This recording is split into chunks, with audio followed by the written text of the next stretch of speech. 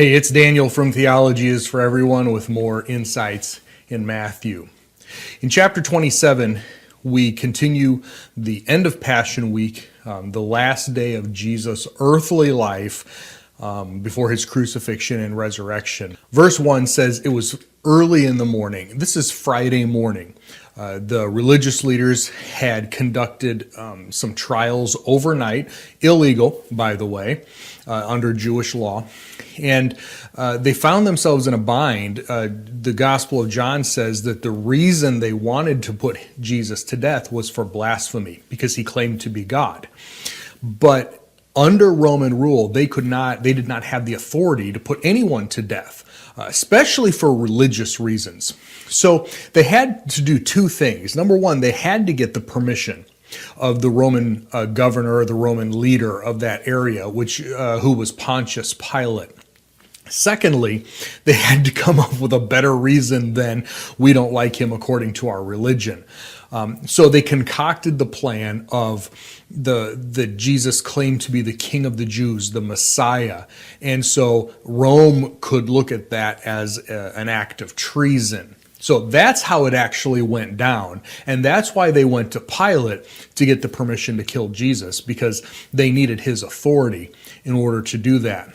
Well, once Judas figured out what they were planning and what they were doing, he had not signed up for that. He wanted to expose Jesus as a fake, as a false Messiah, as a charlatan, but he never really intended for Jesus to be killed.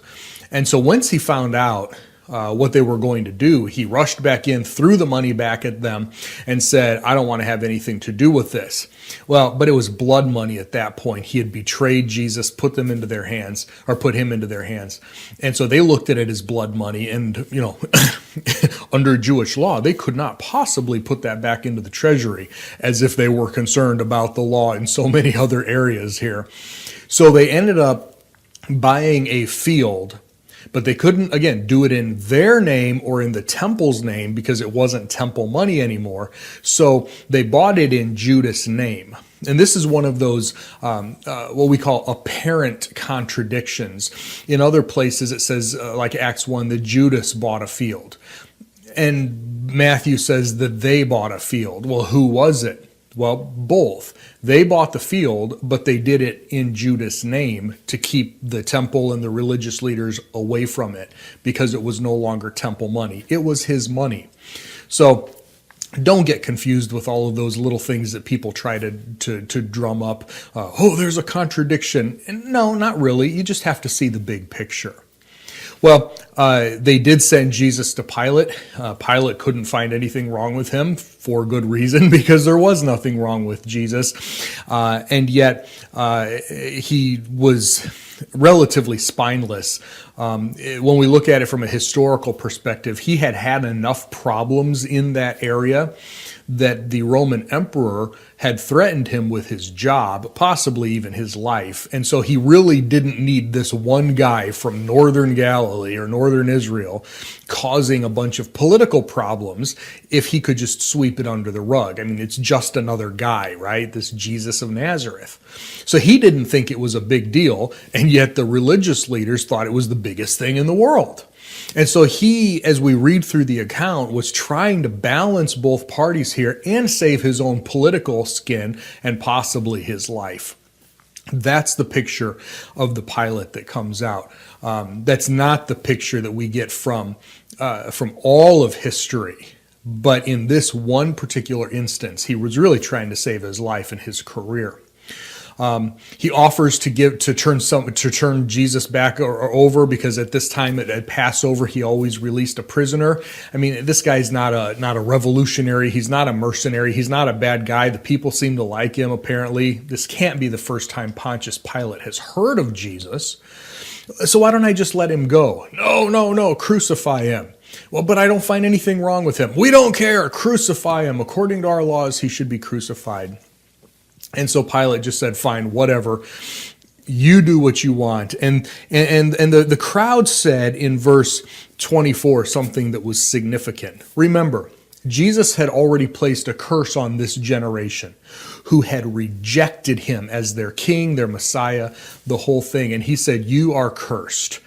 And they were going to die. And in fact, that did happen by the year 70 when Rome destroyed Jerusalem and the temple and everything.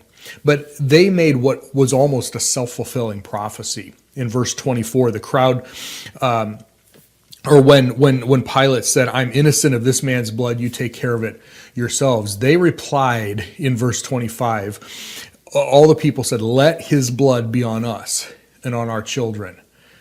And indeed it was. They fell under this curse. Matthew tells the story of Simon, who had to carry the cross, or the crossbar at least, for Jesus.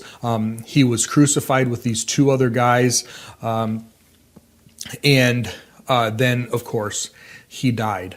As a part of Matthew's goal of presenting Jesus as Messiah, none of the Gospels, you've heard of the seven final words of Jesus, or the seven words maybe. And if you look through the Gospels, you see that Jesus said several things toward the end of his life. None of the Gospels record all of them. You have to read all of them to get all of them, all of the sayings. But Matthew records the one where he quoted from Psalm 22, which is a messianic psalm. David, at a low point in his life, said, my God, why have you forsaken me?" And Jesus quoted that, "Eli, Eli, lama sabachthani."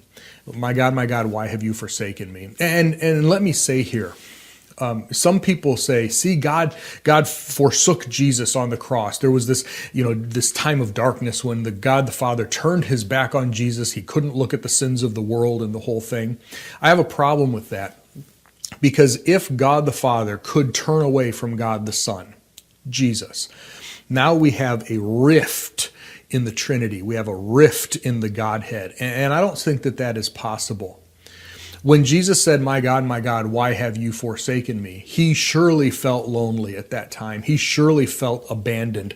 He surely felt depressed.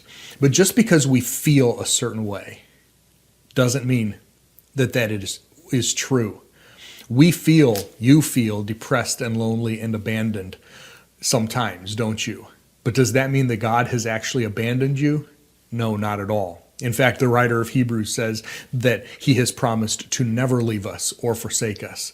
And so sometimes when we pray, my God, why have you forsaken me?" Just like Jesus, God hasn't forsaken us, and God did not forsake Jesus or abandon Jesus on the cross, even though it does certainly feel like that sometimes. Jesus was taken down off of the cross on Friday, just before, probably just sometime between 3 and 6 o'clock. Under Jewish law, they had to be taken down by 6 o'clock before the Sabbath. He couldn't have hung there into the Sabbath, which started 6 o'clock Friday evening. So they took him down. They wrapped him up very quickly, did not have time for a proper burial, proper embalming, a proper preparation of the body. Wrapped him very, very quickly, placed him in a cave that had been borrowed by a man named Joseph of Arimathea, and fulfilled a prophecy from Isaiah 53 that he would be buried in a rich man's tomb. And the stone was rolled across the mouth of the cave. Matthew is the only one who records the religious leaders asking Pilate for a guard. He said he was going to rise again, and his disciples are just going to come and steal the body. And Pilate didn't give. He said, "I've budged enough. You have your own guard. Guard it yourself." And so they did. One last interesting thing in chapter 27 here. And that is when Jesus died, Matthew is the only one to record that tombs were opened. And for the next couple of days, there were these open tombs. We don't know whose tombs they were. All we know is that after Jesus' resurrection, saints came out of the tombs and walked through the city. Jesus was the first, 1 Corinthians tells us, the first fruits of the resurrection.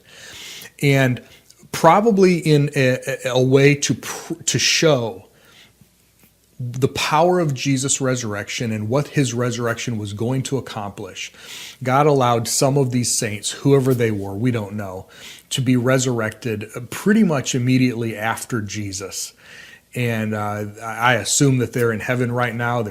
I don't think they're still walking around, but I assume they're in heaven right now. But it was just sort of interesting that Matthew is the only one to record that as he proves yet again who Jesus really is. I'll see you in chapter 28, and we'll finish the book of Matthew.